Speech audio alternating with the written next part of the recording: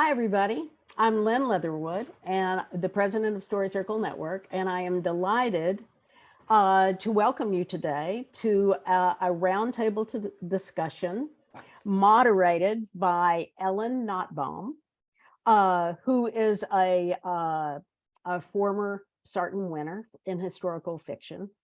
And you're surrounded with Sarton finalists or winners right now, all in historical fiction. And this is going to be a wonderful opportunity for us to hear about their books, about their process, about everything that's related to their writing these award-winning books. We have currently 41 people here, and we have the possibility of, there are over, I believe at this point, 90 signed up. So we are delighted that you're here. It's wonderful to see your names and where you're from in the chat box. And that just helps us to see that you're from all over the country. And I suspect we have a few people from Canada as well. So wonderful. Happy that you're here.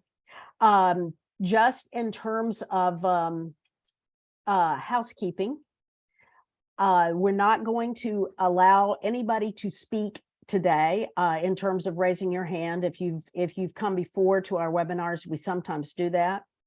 But we have a lot to talk about today. And so if you do have a question, feel free to put it in the chat box. And at some point, we will see how the conversation flows, whether it is mid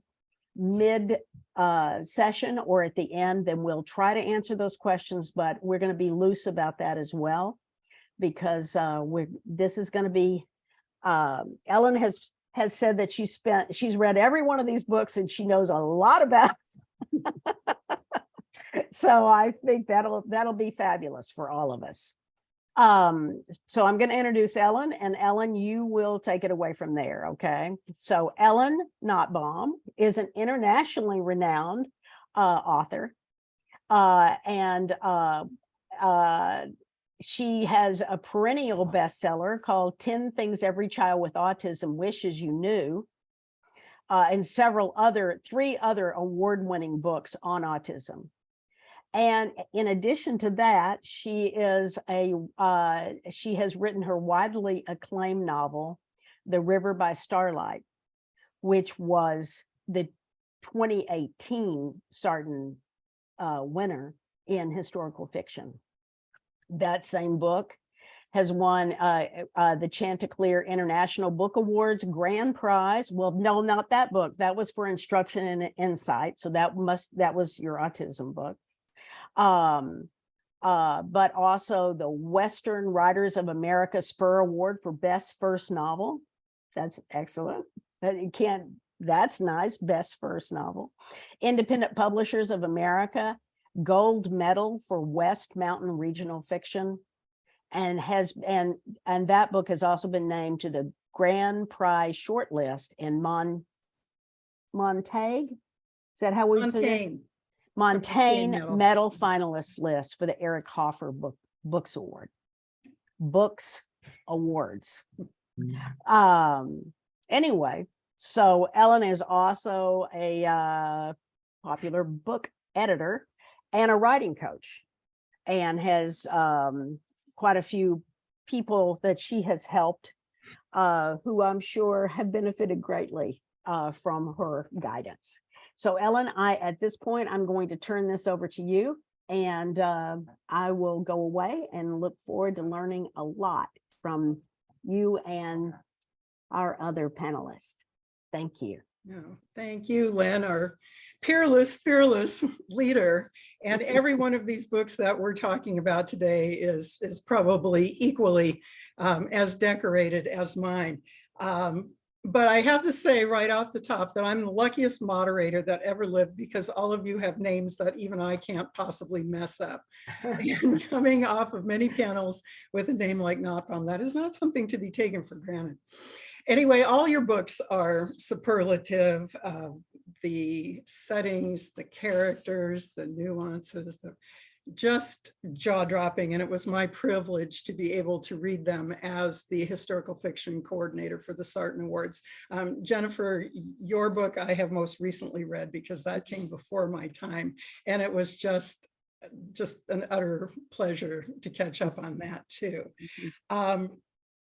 It was really hard for me to come up with a way to start this talk because there's so much to talk about. So Liz, if you could pull up the visual with the covers. This odd thing happened to me a couple of weeks ago. I was on a historical fiction forum and someone went on a rant about historical fiction covers. And why is it that all historical fiction covers have a picture of the female protagonist with her back facing the camera? And I thought, well, my panel doesn't have pictures like that. That must be just somebody ranting. And sure enough, the next day up pops on my feed.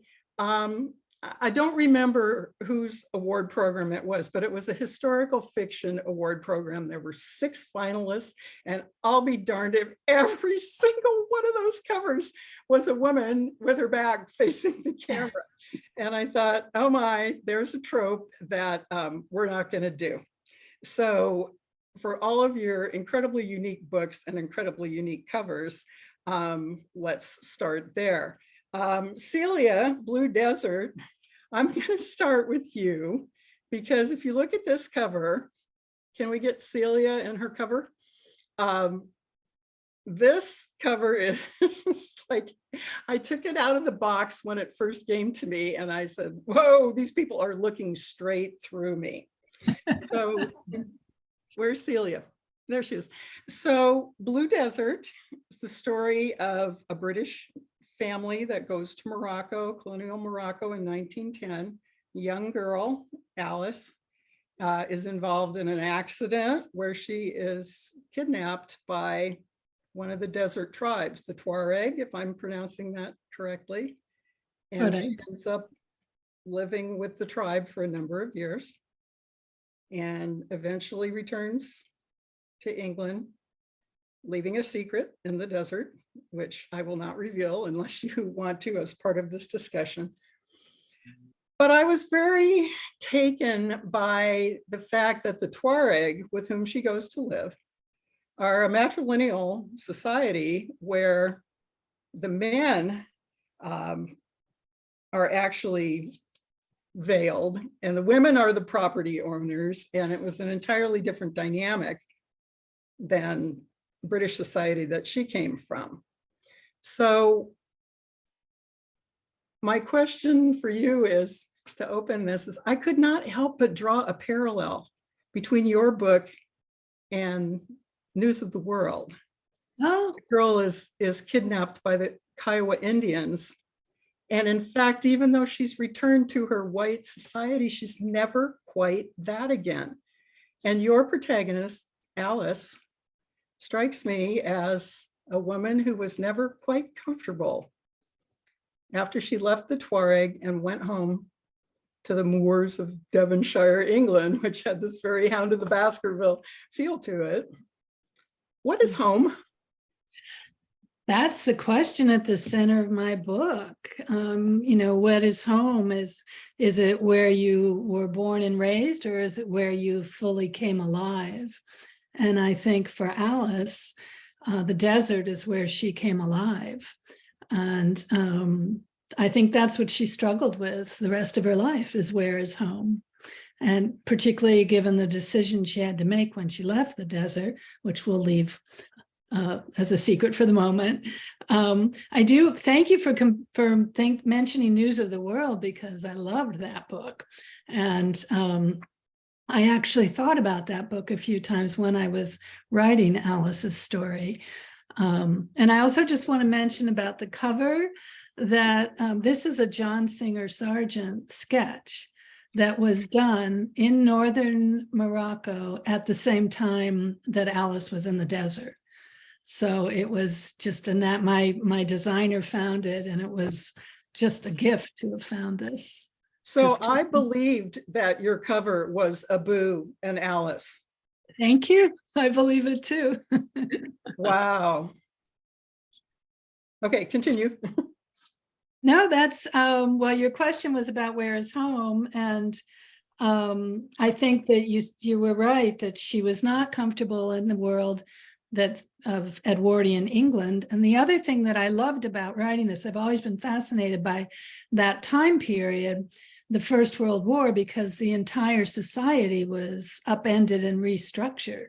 So she spent those years in the desert, and by the time she came back, the world she had known was completely gone and changed.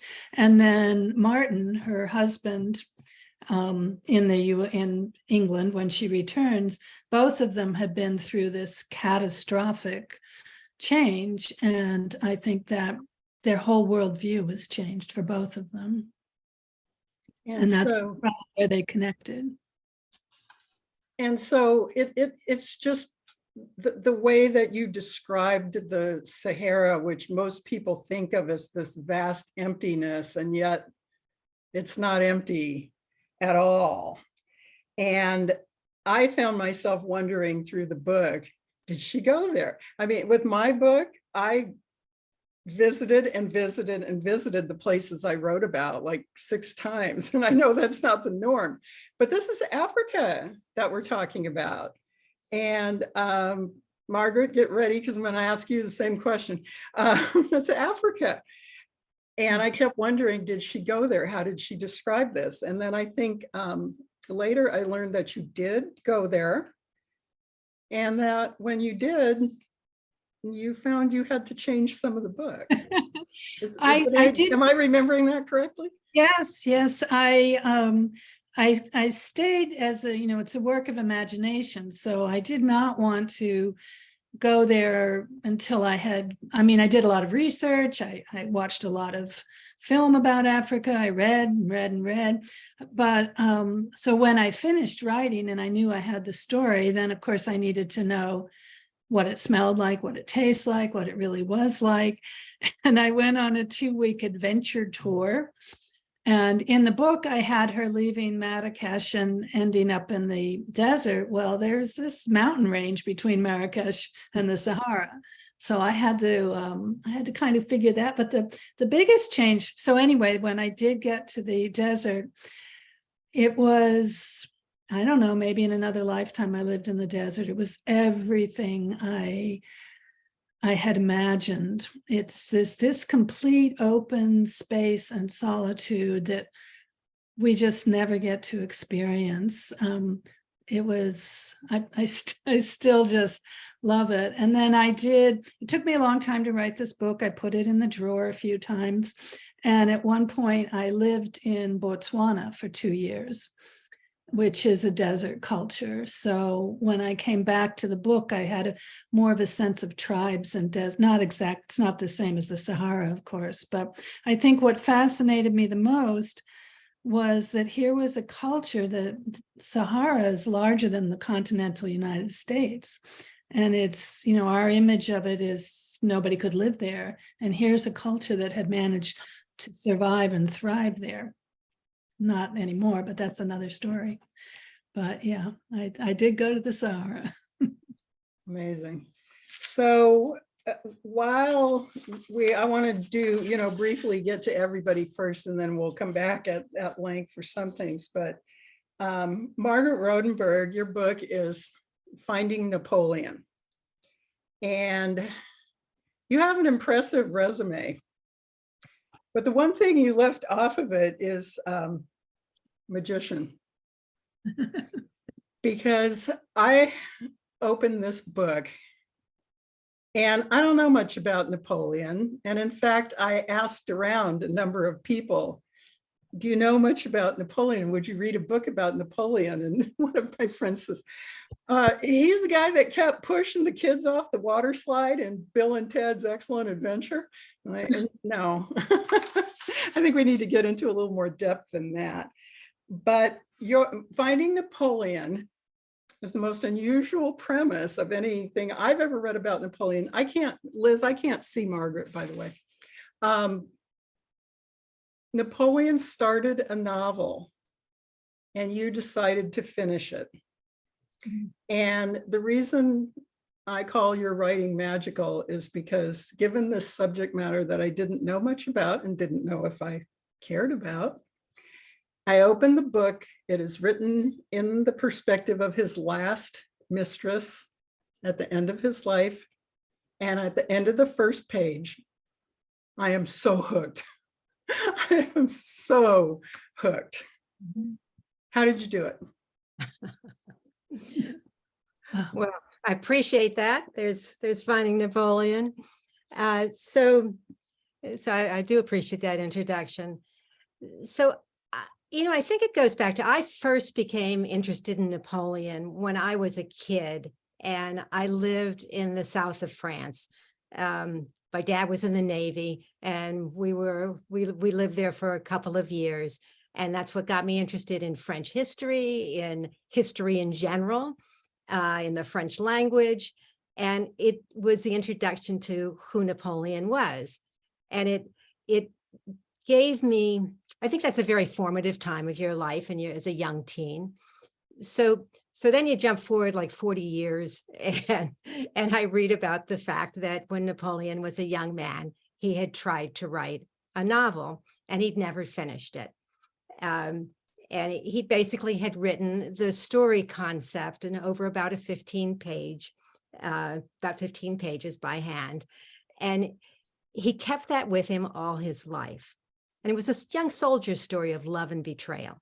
So as soon as I heard that, I said, I'm going to finish that for Napoleon, because I'd always wanted to write a novel. And here was the novel I was going to write. But when it came to doing that, what I decided in the end was, in order to ghostwrite for Napoleon, first of all, you have to really know who he is as a person, which is not what most of us know.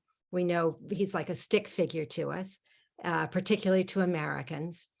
So I had to learn a lot and to understand his, and be able to hear his voice and replicate his voice, and understand how he thought as a human being. But in the end, what I decided was I was going to, instead of me ghostwriting it, I was going to have Napoleon, the older man, the defeated emperor who'd lost everything, go back to that idealistic manuscript and finish it from his point of view at that point in his life.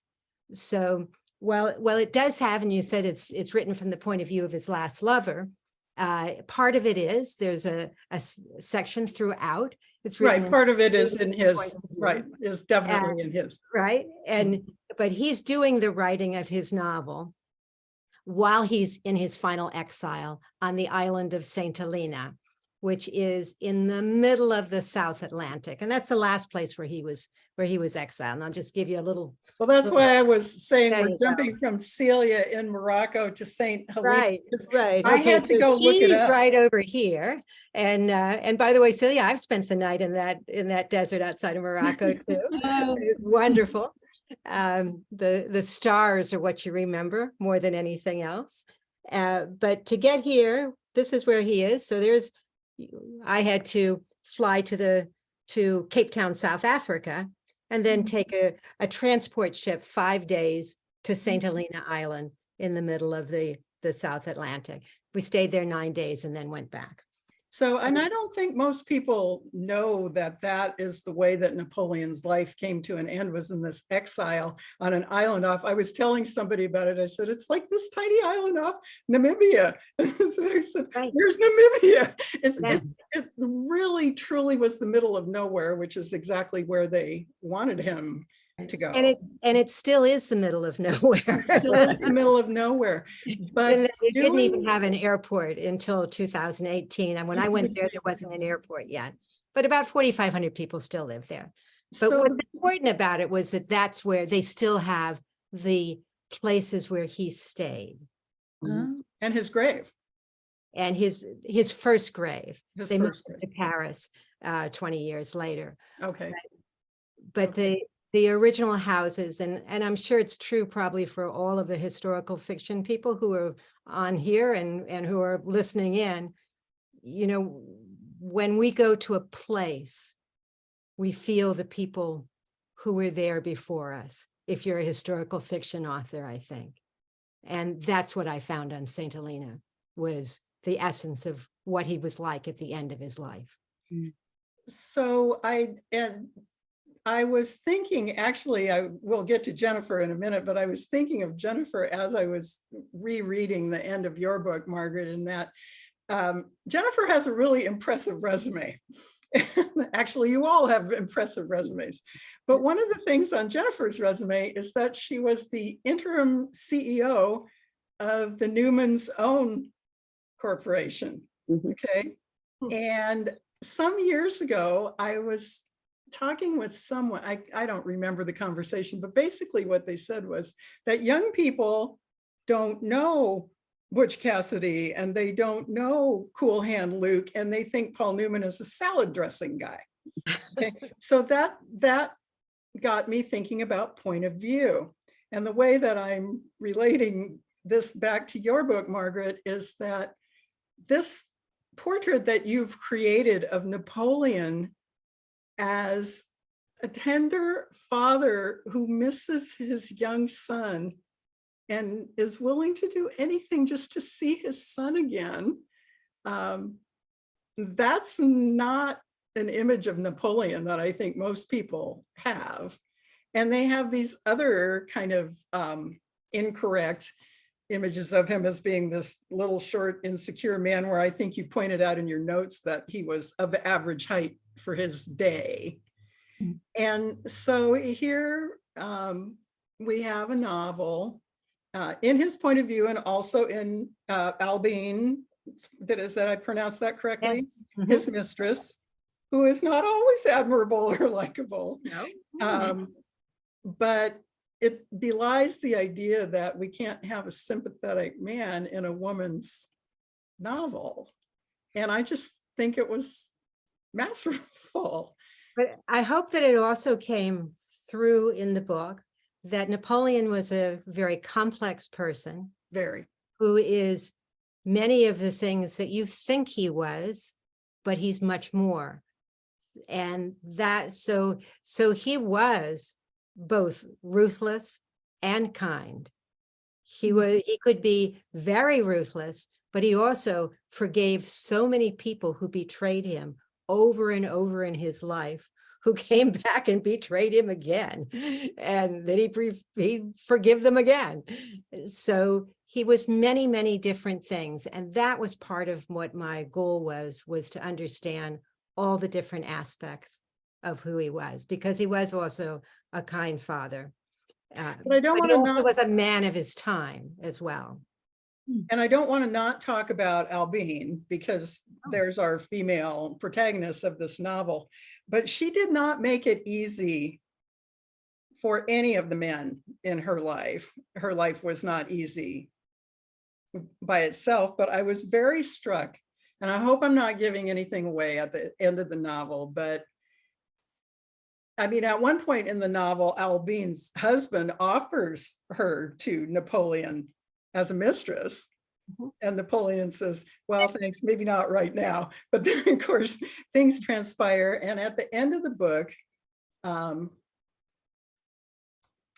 she's pregnant, and we're not sure who. And Napoleon makes this just amazing remark to me. He and her husband, or whoever, they're not sure who the father is. And Napoleon says, that is every man's dilemma. Yes. Well, Albine is a person, Albine is also a person of her time. Yeah, she's a very woman much. who came up during the French Revolution. We're talking about the 1820s or so right now. And she's on her third husband. She has children she left behind in France to come here. She's a woman of great ambition, but she's also a woman who's damaged by the life and the time that she's been through, because she was an aristocrat during the French Revolution.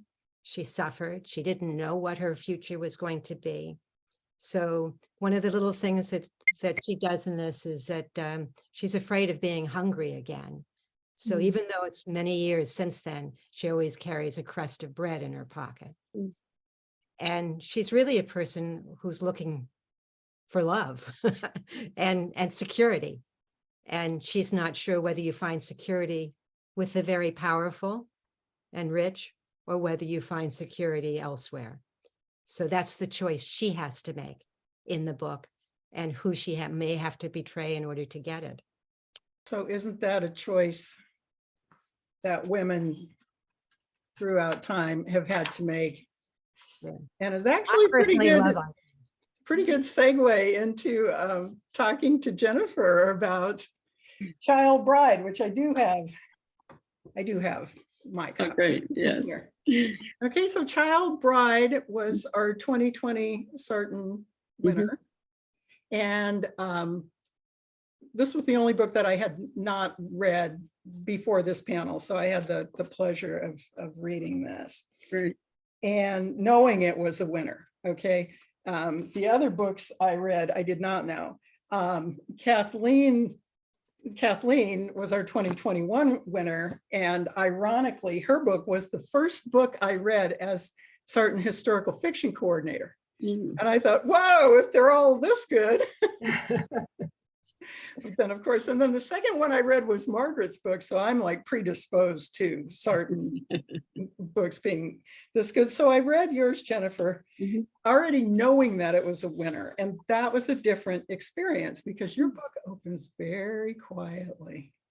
It doesn't have the classic, bang, hook and everything. And we get this Southern farm in mid-century unfolding. It's very unassuming. And we have 15-year-old Nell. And for some reason that people of my sensibility may not understand, her family thinks she should get married on her 16th birthday. And so I'm like almost not believing where this story is going, and you are the master of just layering on these tiny little increments of suspense. And is this really going to happen, and where is it going? And she is married off to a man 10 years older than her on her 16th, pretty much on her 16th birthday. Right. And he takes her from her home in the South to Boston, where she begins life as a married woman at 16. And Henry is, I guess, what we would call emotionally abusive. He isolates her. Right. And anyway, it's that threat of domestic violence that you think is about to happen, and it never quite does, but she finds camaraderie in the women. She kind of escapes her apartment and finds camaraderie with the women at the beauty shop, which anyway, take it from there. Tell us, I want to know where your story came from, because I think it's a lot of women's stories. Yeah, it is. Thank you. I think it is a lot of women's stories. I certainly have gotten that feedback. I work with a lot of book clubs who picked up my book, and it was so fascinating to have discussions with book clubs and hear every woman from any walk of life talk about how they connected with this young girl and her coming of age. The story, I'm a poet by background, and so my other books that I have published have been poetry. And so when you talk about the layering, a lot of that comes from my trying to transition from being a poet to being a novelist, which was an interesting transition. And my first reaction to that was I needed to not be a poet. And then my first editor, who knew my poetry, said, Jennifer, yes, your poetic voice is exactly what you want to put into this novel. You want the lyricism, you want the description, you want people to feel and see and taste where they are. And so I worked really hard at doing that. But Nell is a character of my imagination. I will share with you that the cover of my book that you've seen here is actually a family photograph. That's my mother. She was about circa 1949 or so, holding my oldest brother. Oh, in her now I gotta arms. look at it again. And that's it. And so she was a big inspiration for me from the standpoint of she always encouraged me to write, and lost her in 2000, and she stayed with me.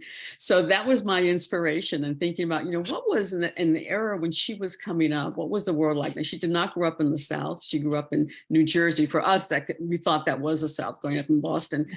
But that whole, you talk about that age, and not at all uncommon for families, large families living in rural South in that time. Women got married very young. They were all girls. And it was expected, quite frankly. You weren't supposed to be in the house. You were supposed to now start the family and take care of the farm someplace else, where your new husband was. So it was not unusual at all. And as I did my research, I was surprised at that, because I felt that it felt right. But then you always go back and validate what you're doing. And I started doing my research and just looking at things like ancestry, and looking at, census, and seeing the age of mothers and the children in some of the early census. It was startling to me how common that was at the time. So she, for her, it was not unexpected. She had watched that happen with everyone else around her, and she knew it was her turn. It was supposed to happen. Now she has a very different experience, because she does become part of the Great Migration of Blacks going from the South to the North, and finds herself in this foreign land with a man who's not the nicest man to her once she gets there. And you're right, we don't ever get to physical abuse, and I actually did not want to do that. But Henry's a very complicated character, but there's a lot of mental abuse that goes on, and she is just totally isolated at that young age in a very foreign place, and turns to the community of women that she happens upon, both the hairdressers, whom I loved, and then in the church setting as well as the library, because that was the other sort of place of comfort for her, was in libraries. And so a lot of the story is about her growth, and how the community of women that she encounters help her grow and figure out who she's going to be in life. But she's only 16, and she's Yeah. in Boston, which is a strange place. And her husband doesn't want her to leave the house, which is not a house, it's an apartment. And she's got 2 kids by the time she's 18, and probably 3 by now. I can't remember when the 3rd one came along, but he expects her to just have baby upon baby upon baby. And I was never really sure where his income was coming from. But they are in this tiny apartment, and she more or less has to force her way out to the hairdresser. She has to lie about going to the library. She has to force the issue of going to church. So these connections that she's able to forge are because she had a fair amount of fortuity for a 16-year-old. But you mentioned about Henry being a complicated person, and I wanted to touch on that, because we all of these books have complicated men in them. Margaret's got Napoleon, Kathleen's got Percy Shelley. It was a piece of work. Celia's got a boo, and men are complicated. What I wanted to ask you about Henry was, he makes a comment somewhat later in the book when she says, you're just stifling me and you're keeping me down and you're horrible. And he makes this tiny remark that he doesn't know how to be any other way. And that really socked me in the gut. I mean, I don't want to sympathize with him, We don't want to sympathize with him. But he's this little voice where he honestly doesn't know what he's doing wrong. And then, and I do not want to do spoilers here, so stop me if I go too far. Farther into the book, Nell does something that I would say most husbands wouldn't tolerate. And he doesn't. And I couldn't blame him for that. Exactly. So when we're writing an antagonist, how do you decide about how and when and how much you're going to make him sympathetic? Because your whole book is just like really subtle like that. The subtleties and the nuances are just, but I didn't want to feel sorry for him, but I did. It's interesting because people there's a camp that absolutely hates him. And so I get a lot of that feedback, totally hates him, which is a good thing. I said, if you develop a character that people react that strongly to, but most get, and what I wanted to accomplish with him is that he was simply complex.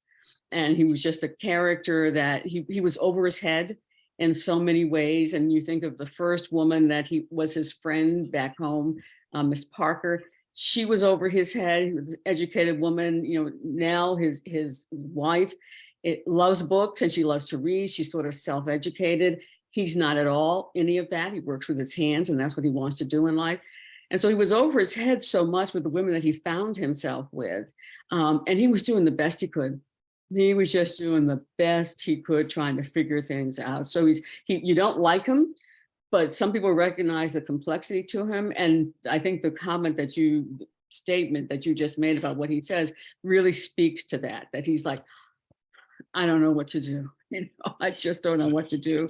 So he is, you love to hate him, or you just absolutely hate him, is where people come out with Henry. They really do. That they don't catch that nuance.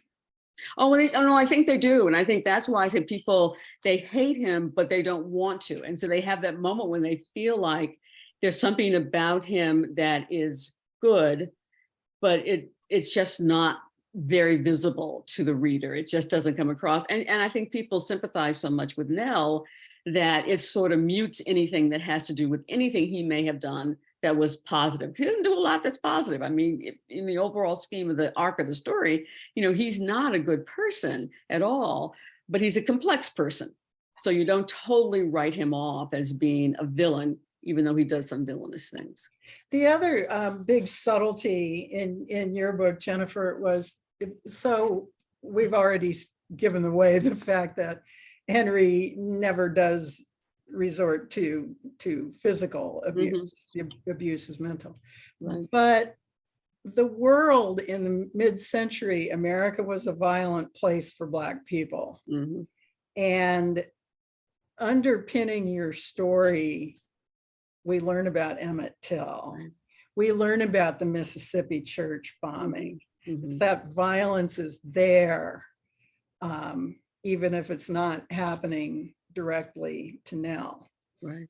And that was kind of going to be my segue into talking about Samantha's book, Dovetails in the Tall Grass, which takes place in the mid-19th century in the Dakotas. But let's go to Kathleen first, and then we'll come back to Dovetails. Because all of these things kind of play into your book, Kathleen, and you are, let me find my notes. You are the only one of this group that I've had the pleasure of talking to before, because it was my privilege to call you when you won the Sarton. Right. And it was a very memorable conversation wherein you win the all-time prize for the best acceptance speech, which was, oh my God, I'm getting my oil changed. That's right. I was waiting We to get all my oil changed. remember where we were when we got the news. But, as I said, your book was the first book I read as a certain historical fiction coordinator. And I just said, my God, if they're all this good, it's like right from the opening page. Well, why don't we start with the cover and then we'll go to the opening. Okay. So one of the first things I said to Kathleen when I talked to her was, oh, this cover. This is a woman looking right at you. It's like Celia's cover. This woman is looking right at you. And Yes. Kathleen told me, well, we don't really know that this is her. Yes. This is Mary Shelley, okay? Yes. Mary Shelley, the daughter of Mary Wollstonecraft, and the author of many things, including Frankenstein. Right. I'll get to that in a minute. You wrote this book because you wanted people to know that she was more than Frankenstein. Absolutely. And that this is possibly not her. So tell us. Right. Okay. Well, actually, this particular cover, my publisher and I decided that it was very fitting, even if this isn't Mary Shelley, it was assumed to be Mary Shelley, because she's writing. And she is looking directly at us, acknowledging that she's an author, that she is a woman writer. And that was really the impetus for me to, as you're saying, give her a fuller life. We only think of her as the author of Frankenstein, but she was many other kinds of things. She was the editor of Percy's poetry. She was a translator. She wrote 8 novels. She was a mother of 5 children, 4 of whom died. She was the daughter of the first feminist philosopher, the daughter of a political philosopher, William Godwin, an anarchist. She was Percy Shelley's wife and widow, but she was also the rebel who ran away with him when he was married to someone else when she was 16 years old. So she was so many things, and she lived by her pen. And I guess that was the most important thing to me, that she became a kind of role model for all of us who are here, in a sense, as women writers. She lived by her pen. After Percy died, and they were always penniless anyway when he was alive, but she managed to write and continue to write biographies, histories, all kinds of things, and took care of her only son that survived. So, and she even refused to marry again. Washington Irving wanted to marry her. I love that part of the book. Yeah. Her heart belonged to Percy Shelley. Percy. And yeah. So her mother, Mary Wollstonecraft, Right. died basically in childbirth. And so Mary Shelley grew up without this mother, and yet with this, Mary Wollstonecraft was such an overwhelming presence in her day, and her writing and her philosophy. And so Mary, her daughter, was raised by Godwin, who actually was pretty free thinking about women for his day. Yes. And the legacy of Mary Wollstonecraft. And that, to me, Samantha's book also has a protagonist who grew up with a mother who had died in childbirth. And so how, you're left to wonder, how does a woman learn to be a mother when she didn't have one? And of course, Mary and Percy's children, I mean, she had the most tortured path to motherhood of any literary character we can think of off the top of our heads. But that motherless part of her, and the fact that she was allowed to think more freely than most women of her day, how did that play into her? She considered herself Percy's natural wife, but he was married to somebody else, and she was pregnant, and he had to, support them. I don't know how. I thought a lot about that. Is how does that play into our idea of a strong female heroine? And she was 16. I mean, right. Well, that's a very complicated. It's very complicated path to get to become a mother. And in fact, though, I think in my research, I read a lot of what Mary Wollstonecraft had written, obviously, but Mary had too, and that's the only way she knew her mother. So one of the things that she did was go to her mother's grave to read her mother's writing. And her mother had written about thoughts on educating daughters. That was another thing she'd written that was very important. So, and the knowledge that her mother had thought through of what women needed to be, not just mothers, but to be educated equally with men, to not be dolls for male amusement. So Mary was learning all of that as she's growing up when she's very young, and reading this at the grave with Percy. Oh, she did other things at the grave. Oh, yes. Well, that's another thing I found in my research, that they made love on the grave. And that on her mother's grave. Right. So, so she does develop, I think, a sense of trying to be what her mother would have wanted her to be as a mother, as an educated woman, as a woman who would think with her head and her heart and not be, given to some of the things that her own mother went through, not be swept away just by passion and emotion. So she does arrive at a way to become a mother. And I guess when you're talking about this, maybe I kind of put my own mother into that situation. Personally, my mother grew up in an orphanage and her mother died when my mom was 5. And so my mother was still an amazing mother, despite the fact she was raised by German nuns in an orphanage in St. Louis, So there is something to that about the kind of tenderness that you can arrive at, I think, even though you didn't know your own mother. But she does know her through the writing. And in fact, in the novel, though, I have many conversations with her dead mother. So She does. She does. Right. Yes. I couldn't help but make the comparison while I'm Mary Shelley. So my husband is looking at this book and she's holding a necklace here. I don't know Yes. if you can see this. I think there's a little shadow from the necklace on here. And he was looking at this and he said, is she trying to expose herself? And I said, no, I don't think so. And he said, was she that kind of person? And I thought, she might have been, yes. She might have been that kind of person. I don't think that's what she's doing here. No, but it made me think, and again, we're talking about Mary Shelley, and we probably should clarify, clarified earlier, this is very early 19th century, very early. Yes. And so she was somewhat of a contemporary of Jane Austen's. Yes. And could there be two authors more different? Right.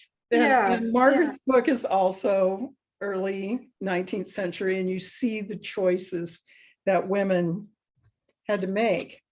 I do want to bring Samantha's book into this, and I want all of you to speak to what I wanted to talk to her about. And that is all of our books, all of your books, they have an element of violence in them. And violence is part of life. And if you're reading a lot of historical fiction, as I do, you can't avoid it because it happened and it's part of history. And even though I have a pretty weak stomach for it, I am interested in the place in history we have. And so when I opened Samantha's book, which is called Dovetails in Tall Grass. Celia, did you have the, yes, Dovetails in Tall Grass. It had an opening tagline that was just the biggest gut punch I've ever read. And so I'm going to share it, and then I want to see where this discussion goes on how we draw the line with violence. So her opening line is, in 1862, 38 Dakota Sioux men were hanged in the largest mass execution in US history. Right. Dovetails in Tall Grass is the story of 2 young women, one a settler and one a Dakota Sioux, connected by the fate of the 39th man. Mm-hmm.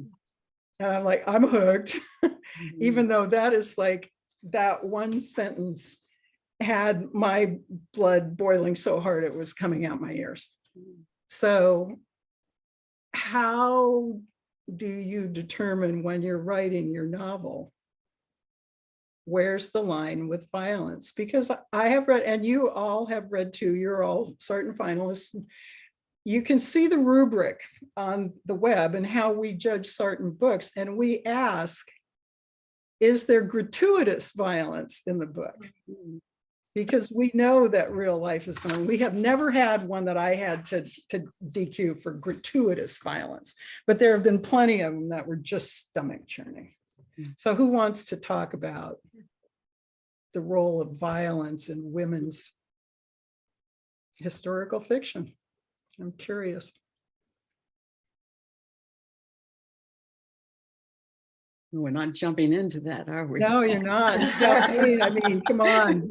You got to hear about hangings and drawings and quarterings. And I'm trying to think of, you got war, Jennifer, the American Civil Rights Movement. Yeah. I'm trying to think of, I'm sorry. No, go ahead. Oh, I was just trying to think of what's violent in my novel. Aside from the fact that, you know, Victor Frankenstein is cutting up bodies and piecing them together and then electrifying this creature.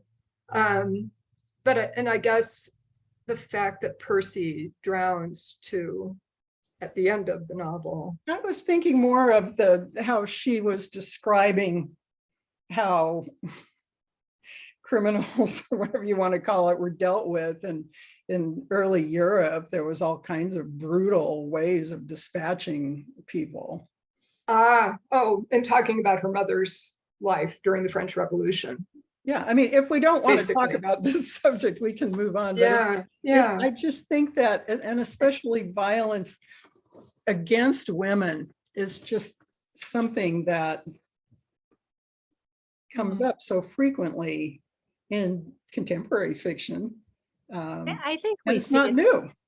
to me, it feels like from the body of work that I read and have read in most recent years, that we actually see much more of that in contemporary fiction than we as historical novelists tend to put into our own fiction. I mean, I wrote about Napoleon, but my Napoleon is Napoleon on his way coming up into power, and then Napoleon after all the power is gone, and none of the wars and battles in between. So Right, we so didn't get Waterloo and we didn't get Josephine. didn't. Right. So you see some scenes, just a couple little short scenes of battle that Napoleon writes in his own little book, but they are not gratuitous, and they are short, and they are sort of what happened. They are not meant to emotionally distress you, which I don't know. I don't know if anybody else has anything in theirs, but I think it is just what you said, is that what you do is you avoid the gratuitous, Right. and you go with what fits the book and tells the story and touches emotionally without being damaging on its way of doing that. I don't know, Jennifer, maybe you've got a, No, I think that's a good way to place it, because when I think about clearly there was violence underlying everything that was happening to this family, whether they were in the South and there were, people were being hung, or whether you were dealing with the civil rights era. That certainly wasn't what the story was about, but it was this undercurrent that exists. And so their life goes on as a life, and family and all the things that they're dealing with. And there are these undercurrents that affect them as individuals and as a family, but it's not the focus. And didn't want it to be the focus. And I think when you talk about Ellen of being gratuitous, is when you try to make violence the focus, unless the whole story is about violence. You know what I mean? Unless it's actually about the war and everyone being killed and all that sort of thing. Whereas for me, it was a piece of the layer that was important to understand what people were experiencing, but it was never the point. I just want to clarify that I don't think any of the novels that I've read as Sarton contenders had a level of gratuitous violence. I don't think any of them did, but some of them, the nature of the story, I've had a few that were just really gut-wrenching. And so I guess that's maybe these books here, you've skirted that, but especially yours, Jennifer, I felt like it was It was just, it's like it's there. And whether it's said or not, and of course, Napoleonic France, like you said, you skipped over those parts. Yeah, mine's not a story of war. Mine's a No, story. it is not. Mhm. I want to have these other questions I wanted to ask Samantha, and I'm not sure any of us can necessarily weigh in, but her book was dual protagonists. So it was a story told from two very different points of view. And Celia, you did not tell your story exclusively from Alice's point of view. What No, what actually, drove that? I told the story from two of Alice's points of view, and what drove it is I was really originally playing with memory and how faulty memory is and how malleable memory is. So she tells the story itself is told from her point of view as she remembers it, then from her point of view as she tells her family, and then from Martin as he investigates it. So we get these three levels of the story, because she doesn't tell her family everything, but she does remember most everything. And her husband's actually kind of verifying it because he can do the sleuth work. So it's very hard to have just a first person point of view. It's very limiting. So in order to give the other pieces of the story, I moved into her family and into her husband, to how they were reacting to her story. It is challenging to stay in one point of view. As Jennifer and Kathleen both did that. A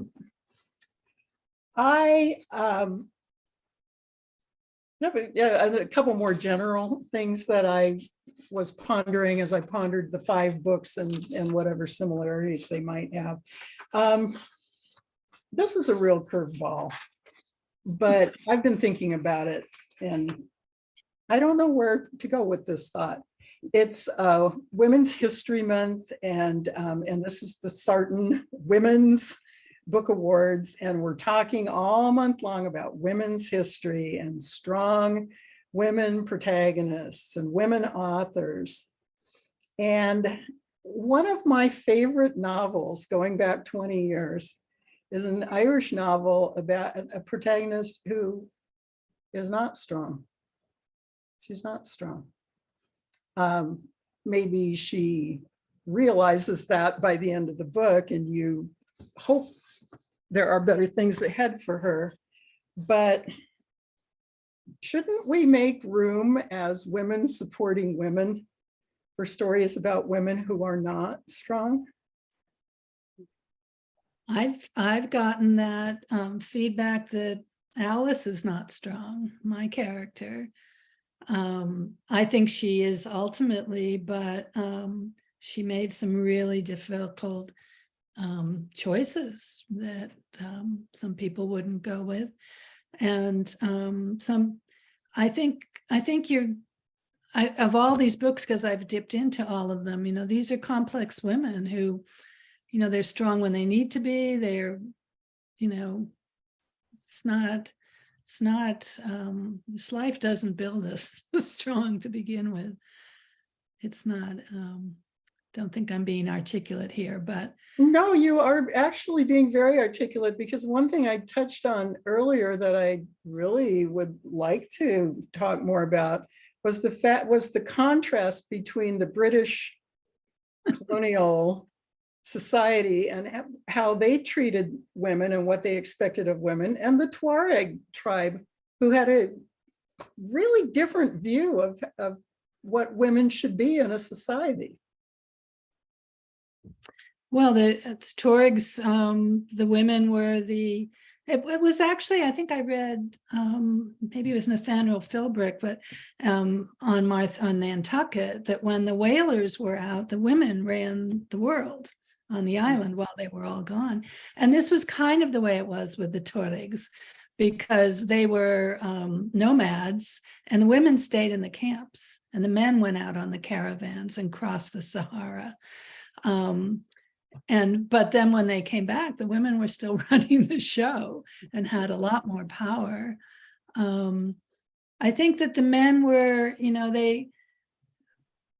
they could not be held fast to the earth. They would accept the fierce transience of it, and they understood that when they allowed that for the women also. It's just a very different culture when you're up against one of the harshest climates in the world. You take care of each other. You have to survive. Margaret, I think we touched on this earlier, was Albine a strong woman? I mean, in many ways she wasn't. I mean, Historically or in my novel? well, again, all of these women that we're talking about were products of their time. Mhm. And Yeah, Albine was a survivor. That is the essence of Albine.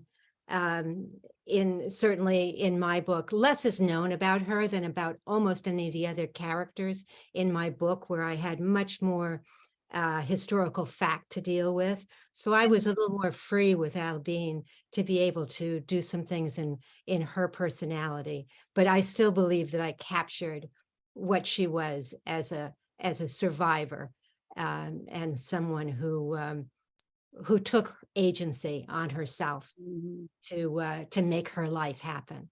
But I'll tell a very quick story, if I can, about a strong woman, which of course Napoleon is known for conquering the whole world.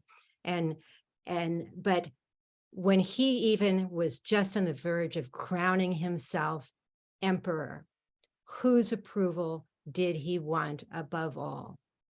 His mother's. And his mother was angry at him for crowning himself emperor because she did not believe in the monarchy. She believed in the French Revolution and in the Republican sense with a little R of the French Revolution. So she refused to go to his huge coronation that he had in Notre Dame. But if you ever have seen, if you know anything about Napoleon, you probably remember the huge painting that was done of his coronation that's in the Louvre. It's like 30 feet by 5 feet tall. And it has 150 people in it, and overlooking it all up on a balcony, right in the center, is his mother. She wasn't there. He had her painted in after. It's a great story. Still all love our mothers and need our mothers. There's your strong woman. That's great. I love that. But you raised I think an important point about strong versus survivor, because that's how I would look at Nell as well. She was certainly a survivor. She survived what she was subjected to when she got married, and then came out of that. And if that is the same as strong, I guess it depends on how you define strong. But I think being a survivor is a key component. It sounds like, I haven't read everything, but it sounds like these characters were, and what they bring to the table, and perhaps that other people relate to as they read them. Well, Actually, I guess I was looking for, I was just trying to stir the pot, it seems like it's almost easier to write a strong character or a survivor character, which I certainly did think Nell was, than to you can't even define what is a weak character. It's one of those words, that's what I was kind of getting at, is do we make a place in our literature for a woman who doesn't fit the trope of a strong woman, but in other ways struggles and is somewhere between that and survivorship. Nell made a very monumental error, and things eventually did transpire. I mean, all of our actions have consequences. That's right. And all that, and she did survive it, because what else is she going to do? Is sometimes, a lot of times for women like Nell and like my protagonist, who my book is The River by Starlight, and the protagonist who was based on a real person, was fighting a battle against maternal mental illness in the early 20th century, when the social injustices surrounding mental illness and the gender inequality kind of combined to make her seem weak, and yet she survived. And I wanted to ask you, Jennifer. I just want to jump in Jump that in. I think we have two classic written by men, Madame Bovary and Anna Karenina. I was Women thinking Interesting. Anna Karenina who too. did not survive, and for whatever Interesting. reason were portrayed as weak. Mhm. Well, I'm sorry, but Madame Bovary was weak. Mm. Okay, was she weak because of her circumstances, or so there? But I mean, Right. that's what I mean. There is a weak character. It Yeah. is interesting that they were both written by men. They were written by It men. is Well, interesting. that's, you Well- know, that's another question I found myself asking myself this month was, is it, I don't feel particularly 100% comfortable excluding men authors who have written about really strong women. Right. And one of my favorite contemporary novels is Yellow Raft on Blue Water by Michael Doris. And those are three very complex Native American women who may or may not be considered strong or weak, but they were certainly real. Mhm. And the question I wanted to ask Jennifer, going back to our novels being relatable, Mhm. or you write, my novel was based on a real person. I would say that yours could have been. Mhm. But I was very taken when I started doing readings after it was published, and at almost every reading, somebody would cry. Mm. They would cry, and they would come to me and they would say, that was my grandmother's story. Mm. That was my mother's story. That was my story. And I pictured those people when I was reading your book, and I wondered if at your readings, Mhm. did people cry because they remembered their grandmothers and their great grandmothers going through the same thing?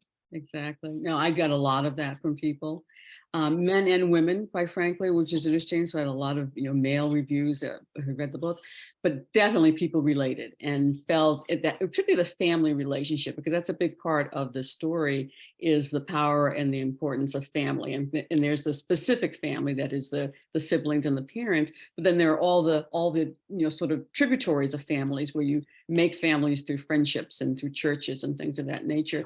But people definitely related to that. And yes, I would get calls, I would get messages. I'm crying, Jennifer. I hit this part. I just want you to know. And it's really, so such a wonderful compliment as a writer, because you never know. I mean, I'm sure we all felt that way. You never know how anyone's going to react to what you've written.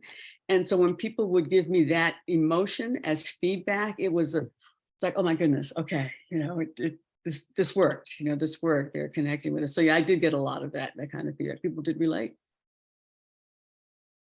Kathleen, what kind of reactions did you get at your readings? Well, learning my that Mary book came Shelley out was- during the pandemic. And Oh. so I've had just two readings, one at Prairie Lights in Iowa City, the home of the Iowa Writers Workshop, which was really great. Good I story. did that on Zoom with my good friend, Mary Helen Stefaniak, who's a workshop graduate. So I didn't get to interact with anyone, and the other time was a small reading. So I've had other kinds of interviews. I guess the way people have reacted to the novel is just this kind of understanding. One person who's a former student of mine said, your novel is like a love letter to Mary Shelley. And I thought, oh, yeah, That's nice. I guess it is. Which I really did enjoy. When I started writing the novel, I hadn't really intended to write about Mary Shelley. I wanted to write about Mary Wollstonecraft, which I want to come back to your earlier question about weak characters. In some ways, even though Mary Wollstonecraft is known as the mother of British feminism, She tried to kill herself twice. Over a man. Yes, over an American man Over a who had man. betrayed her.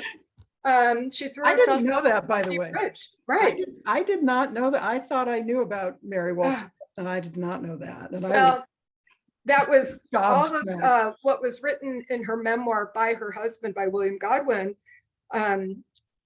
Robert Southey said after the memoir came out that Godwin had stripped his wife naked in exposing the things that she had done, having a child out of wedlock, trying to kill herself twice. Just, you know, these kinds of weaknesses we would perceive to be weaknesses, but that's not the way we end up thinking about her at all, right? Or even the other character I was thinking of in my novel, who I have written another novel about Percy Shelley and his first wife, Harriet, when they were in Ireland. And Harriet is a young girl who she did kill herself in the Serpentine Pond in London. She drowned herself. I did not know that. Yes. Well, he certainly after give her reason to live. he left her, and she had 2 children by him. Mhm. So, but I have come to know Harriet more deeply in writing this 3rd novel. I have a second novel that's forthcoming in November about the pre-Raphaelite sisterhood. But I did a lot of research about Harriet, and she's far more complex and interesting than I assumed her to be when I wrote this. And so I'm on board. I mean, and that's how I felt like I said about the first page of Margaret's novel. I can't remember another time where I ever opened a book about somebody I didn't know anything about. And I looked after one page. It was really quite magical. But that, you know, like Margaret was saying, that was a character that she didn't really know too much about, and ends up being, you know, the focal point, I think, of a novel about a much more famous person. Right. I felt like it was the heart in the end. And what's interesting, just from a point of view of historical fiction writing, was that in the end, she has her own point of view throughout the book that goes throughout the book and in fact goes beyond Napoleon's life in the book. But when I first wrote that book, she was a character that didn't have her own point of view.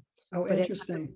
But after it took long into that book's history before I pulled her out to the front of the book into her own point of view, and she really brought that book to life. Okay. And she is a strong character. 12 years to write my book, during which time one of the protagonists changed considerably. Celia, it took you untold years to write your book. I said I put it away a number of times. The protagonist herself as a character never changed, but the book didn't really come together until I was able to imagine Martin. Interesting. Mhm. It was the same with my book. It didn't Yeah. gel until I reimagined Adam. Oh, interesting. And so we've got Margaret with Albine. Jennifer, I'm guessing that Nell was it from the start. Well, interesting not. Actually, No. Nell was a character that came out of a book I wrote 10 years earlier that never saw the light of day. Yeah. And she was a minor character, and I had sent the book out and got really, terrible feedback. And so I just said, okay, I'm not meant to do this. So I put it in a drawer, but I never threw it away, but I put it in a drawer. And years later, 10 years later, I go back and I read the feedback, and these were publicists and agents who had read it. And they said, how terrible it was. I said, but there's one character that was interesting. And they all said the same thing. And the character was an adult woman. Her name was Mother Claire. And Mother Claire then, so I went back to the manuscript and on my computer, pulled out every reference to Mother Claire. One day, it just hit me, I should do this. And I said, oh my goodness, that's my story, except that I'm going to start when she's young, because she was 50 years old in the first novel, had all these children. Said, I'm going to start with her life when she was young. And that's where Nell came from. And so she morphed from Mother Claire, this adult woman, to being Nell. And now she's 14 years old when you meet her. And so my point of view ended up being really first person retrospective. So I'm telling that story from the perspective, because I could see this older woman in my head, from the perspective, you're sitting with one of your elders in your family, and they say to you, you're sitting in the family dinner, when I was 14, this is what it was like. This is what happened in my life. And that's really the point of view that I had to keep working through, because I could see the older woman to write the story. So that's where she came from. Well, and if I may say so, your ending leaves it wide open for a sequel. Unlike Margaret's book, which is probably, I'm working on the sequel now. Are you? I am. Very good. Okay, here's a general question for all of you. Hopefully easier to answer than the last. I have an aversion to the term rabbit hole. And when you're a historical fiction writer or a history writer of any kind, really, the research is part and parcel of what you do. And you get these constant references to going down the rabbit hole, which is, I think, a slightly derogatory way of saying that you get distracted from what you're supposed to be doing or the original research that you were supposed to be doing. And frankly, I love the rabbit hole. And I loved the research part of writing my book every bit as much as actually writing it. And in fact, there came a point where I had to tell myself to stop researching, or the book was never going to get written, because I always want to know one more thing, just one more thing, just one more thing. So I want to hear about your process as far as researching, and when is ever enough? When does it lead to something new? When does it change what you're doing? And how do you know when you're done?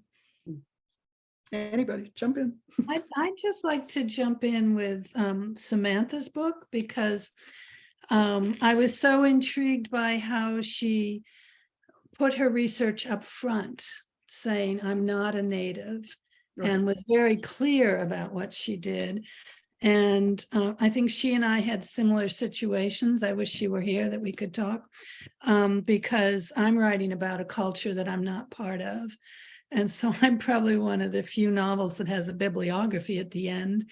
I don't know if that's just overkill, but that we did our work, and we but to answer your question, I don't think you can go too far with research, because it just informs everything you write. You don't have to give every little detail, but it's in your head. Mm-hmm. And you know the characters, you know their motivation, you know the culture they lived in. I'd be really curious, those of you, Kathleen and Margaret, I mean, you could have researched for 5 PhDs to write books like those. Mm-hmm.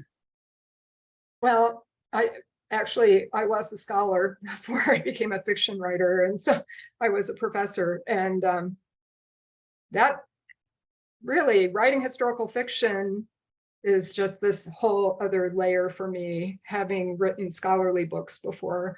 I enjoy the research a lot, actually. And so having a chance to reread a lot of the work that I'd read in graduate school, because I never really taught the Romantics. I'd taught Frankenstein, but I hadn't taught Romantic poets. And so I went back and I read everything I could possibly read. And I agree with Celia that there's never enough. And I don't think a book is ever really done either. I mean, there's more I could have done with this. I could have gone farther beyond Percy's death and the epilogue that I wrote, but it seemed done at that moment. And even my scholarly books, are they ever really done? I don't know, So, but actually the research is what led me to all of this. And even my forthcoming book about the pre-Raphaelite sisterhood, that came out of the first chapter of the last scholarly book that I wrote. Mm. about women artists and the way in which they were not educated in the same way as male artists were in the 19th century in Victorian England. So it all works together. And that's what I love about historical fiction, really, that I can still do the research, but then I can imagine things that might have happened, right? Well, I think they say that the whenever I'm asked how accurate does historical fiction have to be, I think that's probably a pretty individual question. How much tolerance does the author have for fudging things a little bit here and there? How much tolerance is your particular audience going to have for anachronisms and historical inaccuracies? And when I edit historical fiction for my clients, I always say, these are your errors, correct them or not. If you don't correct them, don't name me as the editor. Kind of thing. But one of my editors said, yes, it's about being accurate, but it's also sometimes only about what's plausible. In other words, maybe Frank Sinatra didn't sing that song on this date for this birthday party, but he could have, because so it's the fine line between what's plausible and what's factual, and where does that line blur for every author, for every story? And Margaret, I believe you're an academic too, aren't you? I'm not at all an academic. No, No, I'm not. I wanted to ask, I was got that wrong. I was a businesswoman all my career, but I was also a lover of history, and I am a member of on the board of directors of the Napoleonic Historical Society, and that might be what I'm thinking. And I do take it very, very seriously, but I also more than 60,000 books have been written individually about Napoleon. And so when I first started going through this process, my husband decided he thought I was going to buy all 60,000. So I did research very, very thoroughly, and I had experts read for what was plausible. And then I really did the work to travel, to go to the places, to feel what was going on. But I did feel confident to do the plausible and to draw inferences in the interstices between the facts, the known facts, where it made the story what I wanted it to be. But I also wrote a very long author's note at the end. I think that's what I was reading, and I've never had anybody question me as to why I said, or whether or not I did something inappropriate in my book. As a matter of fact, I've never had anybody do that. I wanted to ask you, Margaret, did you do any of your research in French? Yes, I did a lot of it in French. In order to get Napoleon's voice, I read his words in French. Now I'm not fluent in French. I would not tell you I am, but I can read it. I can read and I can think in it while I'm reading. And the advantage of doing Napoleon's part on it is that French was his second language. He was born in Corsica and spoke Italian and Corsican first. So he writes French more simply than a lot of French people do. He's very eloquent, but direct. So, but I read, in order to get the sound of his voice, I read and did my own translations of many works. Not formal translations that I'd publish, but ones that I'm doing for myself to turn it into English. Without that, it would have been very difficult. Ladies, we are, let me come back here. Hi. Well, this has been fascinating. And I've loved hearing all about your process. It's really, really interesting. We have 5 minutes left before we have to say goodbye. And so I have one question for you, and this is probably the question Ellen was saying, oh, I hate it when people ask these questions. However, this is and this is going to be a hard one for you to distill in one sentence, how has writing your book changed you? Wow.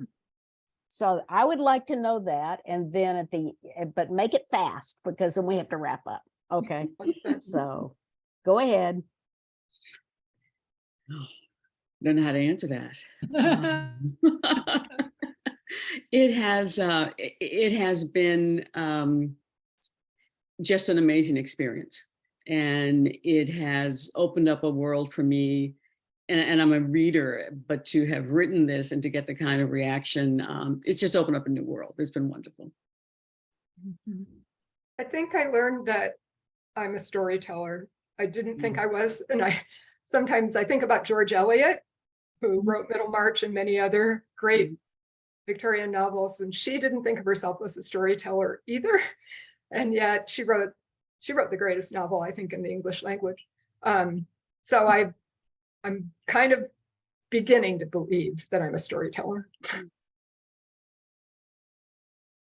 I feel like I grew into my own skin finally. That's the best way I can put it.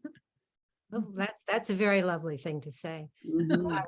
I would say that I've done a lot of things in my life, and this was the most intellectually and emotionally satisfying thing I've done. And from that, I mean, the process of doing it was. So I agree with Jennifer that it has opened up new vistas, and all of which are very, very rewarding and enjoyable. So, and hard work. Yes, very hard work. Sometimes I think of what it would be like if I hadn't taken it out of the drawer. Yeah. Yeah. Yeah. And Ellen, I'm what glad you about did. you? What Me? about you? You expect me to synthesize Yes, something I in do. one sentence. I learned that I could fall deeply and authentically in love with people on the other side, and that I could be inside their heads and their skin because they wanted me there. And it was just as authentic as anything that happens on this side. And that I didn't care if anybody believed that or not. The best experience of my life. Oh, wonderful. My husband called it the grand adventure. Wonderful. Well, I would say with that, and I know that our audience, I think that's very helpful for those of us who are writing and recognize, this inspires me certainly, and I know it does the other women that are watching today. Thank you so much for being I'm going to interrupt for 1 second and ask one question. Okay. Deborah wanted to know the name of the book that you were talking about that had a weak character in it. Ellen. Oh, I'm very happy to tell you the name of the book is My Dream of You by Nuala O'Fallon. Okay. Oh, I love that book. It's a fabulous book. It's one of my all-time favorites. Very good. Well, thank you very much. We are 1 minute from finishing, and I did promise that we would finish on time. So let me say a few things here. Thank you. And Ellen, excellent job on moderating. Thanks so much for that. Really, really appreciate it. And all of you, thank you for taking your time to share with us. We really, really appreciate it. I'd like to remind everybody that our 2022 Sarton winners will be announced in April. That's very soon. And we will be opening the 2023 season around that time. So be thinking about it. In addition to that, we're adding this year a YA and middle grade category. So if you happen to be those types of authors, then be considering submitting your book. Our next webinar will be on April 12th. It is Transforming Trauma into Art. And this is hosted by Sharon Chard, who is a licensed professional counselor and a 10-time nominated pushcart nominee. We'll just say that. So I think she's done a good job on those kind of things. April 12th at 6 p.m. Central. So with that in mind, I want to thank you all again for coming. Thank all of our audience for coming, and I wish you all well. Thank you, Lynn. Thank Thanks, you Lynn. very Thank you. Thank It's a all of pleasure. you. You're very welcome. Thank you, Ellen. So Thanks, I am Ellen. now, I'm going to stop our recording.